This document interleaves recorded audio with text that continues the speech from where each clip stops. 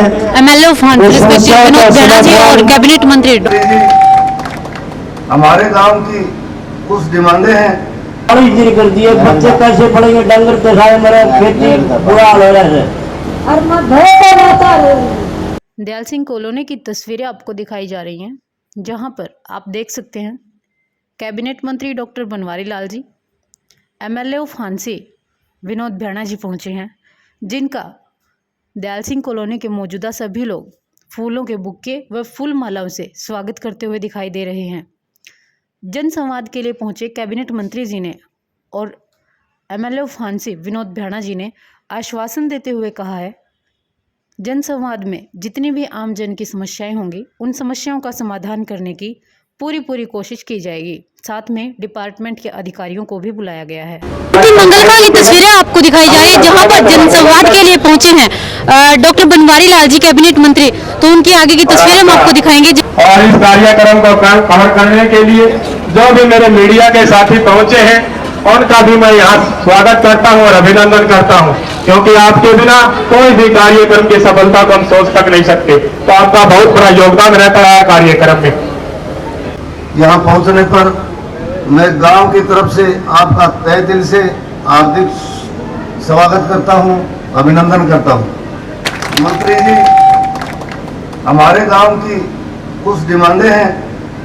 उन डिमांडों के सुनाने से पहले मैं आपसे हाथ जोड़कर एक प्रार्थना करता हूं, आप जो भी डिमांड हमारी करो उसको करना तुरंत, यस या नो, उसको तुरंत कर देना। जैसे हमारे विधायक जी हैं, ये या तो आप भरते नहीं, भर लेते तो फिर इन्होंने चाहे रात को करवानी पड़ो या दिन को करवानी पड़ो। और आप तो कैबिनेट मंत्री हो, आपके बारे में जो हमने सुना, आज भगवान की दया से आपके सामने बोलने का मौका मिला, आपसे कुछ मांगने का मौका मिला, तो हमारे को और हमारे काम को पूरा विश्वास है आप हमारे को सब कुछ देके जाओगे। तो सबसे पहले हमारी एक डिमांड है जी, हमारे इतने बड़े गांव के अंदर कोई पार्क या व्यायामशाला नहीं है, हमारे गांव के अंदर कोई विलेज नॉलेज सेंटर नहीं है, हमारे इतने बड़े गांव के अंदर कोई लाइब्रेरी नहीं है, हमारे गांव के अंदर कोई जिम नहीं है, और हमारे गांव का जो मेन तालाब है उसका ग्रांट माननीय विधायक विनोद झा जी ने हमारा पास कर रखा है। वो 1 या 2 दिन में विधायक जी की जितनी कोशिश हुई उससे 1-2 दिन में हमारा आ जाएगा। तो उसके अलावा हमारे 3 साइड बस्ती है, एक पदाई वाली जोड़ी, एक पीपल वाला जोड़ और एक शमशान घाट के सामने जोड़ी है, इनकी 4 दीवारी पक्की की जाए। एक हमारे गांव के अंदर हॉस्पिटल बहुत बड़ा है जी, सुख सुविधा कुछ नहीं, एएनएम नहीं, डॉक्टर नहीं, लैब टेक्नीशियन नहीं, डेंटल का डॉक्टर नहीं, बुखार की दवाई लेनी जाए बुखार की दवाई नहीं, जो वहां स्टाफ बैठता उनकी कोई कमी नहीं, लेटर पे लेटर लिख के देते हैं लेकिन दवाई नहीं मिलती।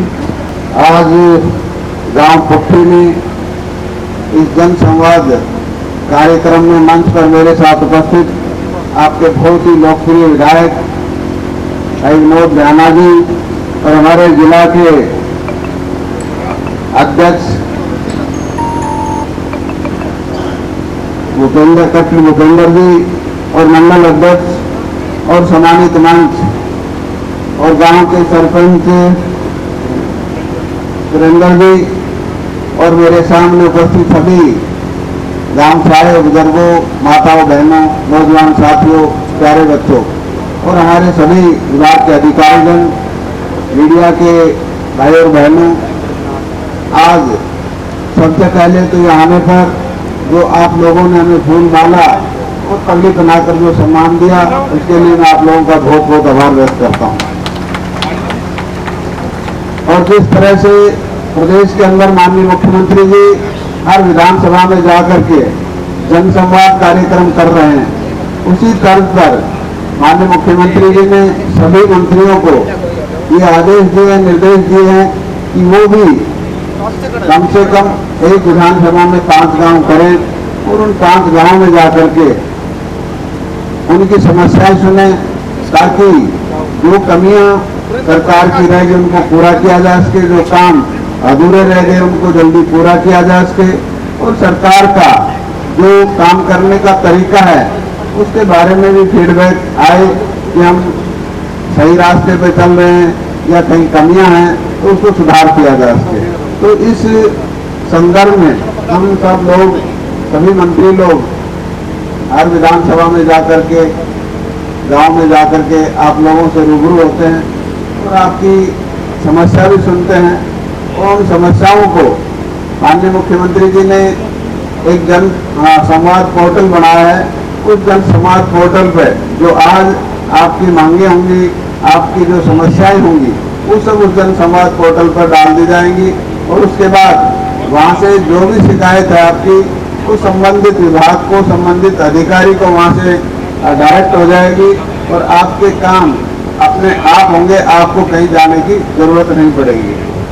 तो इस तरह का एक प्रबंध सरकार की तरफ से किया गया है, और सरकार ने जिस तरह से पिछले 9 साल के अंदर, चाहे वो केंद्र की सरकार हो चाहे प्रदेश की सरकार हो, सबका साथ सबका विकास, बिना भेदभाव के, बिना इलाकावाद के और बिना भ्रष्टाचार के जो शासन दिया है, सेवा सुशासन और गरीब कल्याण के सिद्धांत पर जिस तरह से हमारी सरकार काम कर रही है, और उसके अंदर जो माननीय मुख्यमंत्री जी का एक अंत्योदय का जो एक सपना था, जब वो संगठन में थे तो उस पर बहुत काम किया उन्होंने, और आज जब सरकार में आए हैं मुख्यमंत्री के रूप में, तो वो इसको लागू करना चाहते हैं, इसको जमीन पर उतारना चाहते हैं।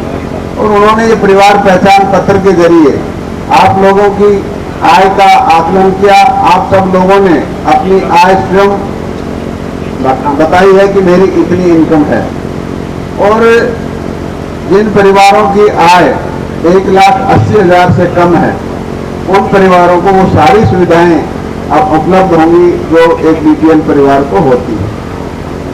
और पहले की सरकारों में तो कुछ एक जाति विशेष की तरफ ही ये योजनाओं का लाभ मिलता था, लेकिन आज मुख्यमंत्री जी की सोच है कि गरीब किसी भी परिवार में हो सकता है, उनको भी इस योजना का, इन योजनाओं का लाभ मिले। तो ये एक बहुत अच्छी बात माननीय मुख्यमंत्री जी की है कि समाज में सभी शोषित, वंचित और जो रह गए पीछे, उनको आगे बढ़ाने का काम किया जाए। और जो एक व्यवस्था परिवर्तन का काम इस सरकार ने किया है, और वो व्यवस्था परिवर्तन क्या है कि आते ही माननीय मुख्यमंत्री जी ने जितनी भी सर्विसेज हमारी, उनको ऑनलाइन किया, और ऑनलाइन करने का जो फायदा वैसे तो सब लोगों को हुआ है, लेकिन गरीब आदमियों को सबसे ज्यादा हुआ है।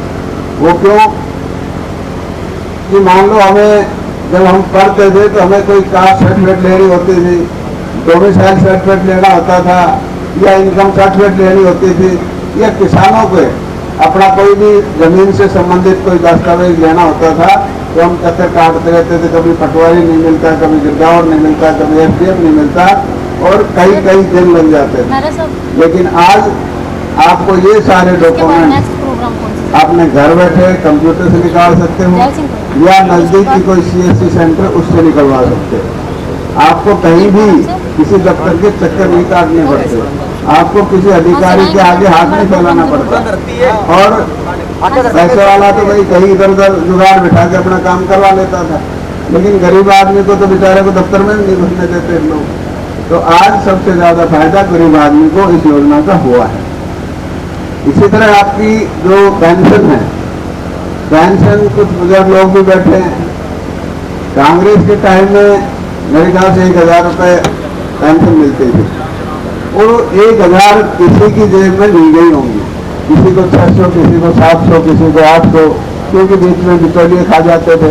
कोई कहता 50 रुपये दे, मैं तेरी पेंशन बनवाता हूँ, देता हूँ, तो बीच में बिचौलिए खा जाते थे, पूरी पेंशन कभी नहीं आई। लेकिन इस ऑनलाइन का ये फायदा हुआ कि आपको आज सरकार 2750 रुपये भेजती है, तो 2750 रुपये आपके खाते में आएंगे, 1 रुपया कम नहीं हो सकता।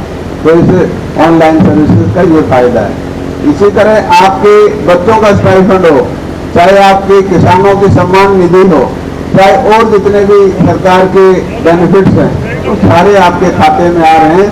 तो इससे भ्रष्टाचार कम हुआ है और आपको किसी के बीच में चक्कर नहीं काटने पड़ते, भाई तू मेरा काम करवा, तू मेरा काम करवा। आपकी घर बैठे सुविधा मिल रही है। तो ये कितना सुगम जीवन माननीय मुख्यमंत्री जी ने आप लोगों के लिए किया है। उसके अलावा जितनी भी योजनाएं हम बनाते हैं, चाहे वो केंद्र सरकार हो चाहे प्रदेश सरकार हो, उसके पीछे गरीब किसान मजदूर उनका ध्यान अवश्य रखा जाता है।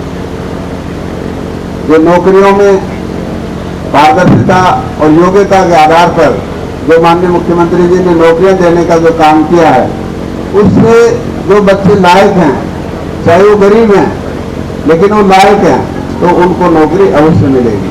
पहले की सरकारों में जैसे नौकरी मिलती थी आप लोगों को पता कैसे मिलती थी, लेकिन आज योग्यता अगर कोई बच्चा योग्य है उसको नौकरी अवश्य मिलेगी। और मुख्यमंत्री जी ने तो उन परिवारों का जिनके घर में एक भी नौकरी नहीं है उनको भी 5 नंबर देके आगे बढ़ाने का काम किया है। तो इन चीजों से एक तो बच्चे पढ़ने लग गए, पहले पढ़ते नहीं थे, बोले पढ़ के क्या करेंगे, नौकरी तो वही इस पाठ से मिलनी है, पैसे से मिलनी। लेकिन आज सबको ये पता है कि सरकार में पढ़ोगे तो ही नौकरी मिलेगी। तो हमारे जो बच्चे गलत रास्ते पर चले गए थे वो भी अब पढ़ाई की तरफ ध्यान हो गया। तो एक अच्छा समाज का निर्माण भी हमारी सरकार कर रही है। योजनाएं बहुत हैं। प्रधानमंत्री जी की जितनी भी योजनाएं हैं, चाहे प्रधानमंत्री आवास योजना हो, भाई घर किसके पास नहीं है, गरीब आदमियों के पास नहीं है। प्रधानमंत्री उज्ज्वला योजना, गैस कनेक्शन किसके पास नहीं है, गरीब आदमियों के पास नहीं है। आयुष्मान भारत योजना, भाई बड़े अस्पताल में इलाज कौन नहीं करवा सकता, गरीब आदमी नहीं करवा सकता। तो इतनी योजनाएं हैं। किसान सम्मान निधि है, गरीब जो छोटे किसान हैं उनके लिए सुविधा,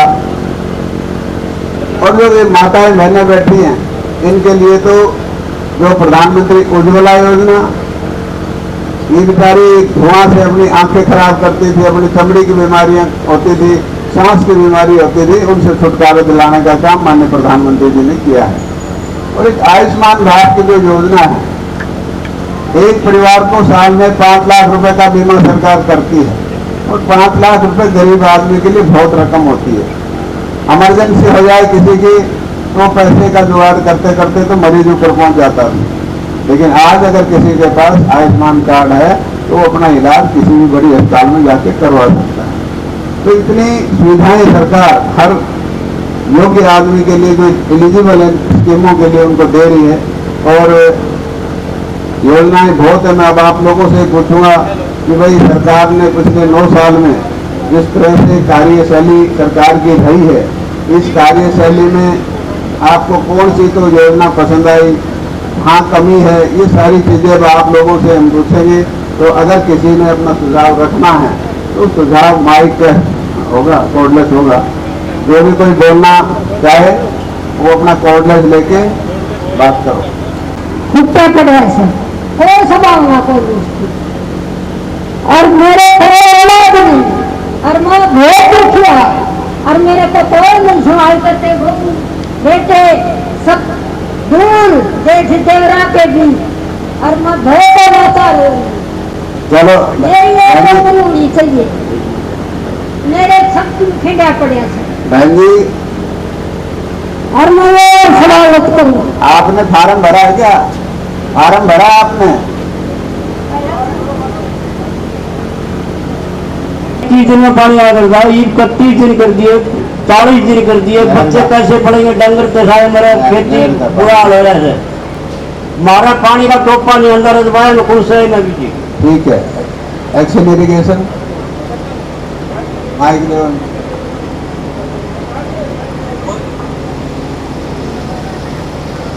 हेलो, नमस्कार सर। सर, ये जो पानी की सप्लाई है पीछे बारिश के ऊपर डिपेंड करती है। अब अपना हफ्ता स्टार्ट हो गया, पानी पूरा जाएगा। आगे से ना पानी पूरा दो। बारिश सबको पता है बारिश से होता है, लेकिन पानी नहर में वहां से तो आता होगा, वाखड़ा से तो आता ही है। जमुना का पानी है ये अपने पास। जमुना का है। हाँ सर।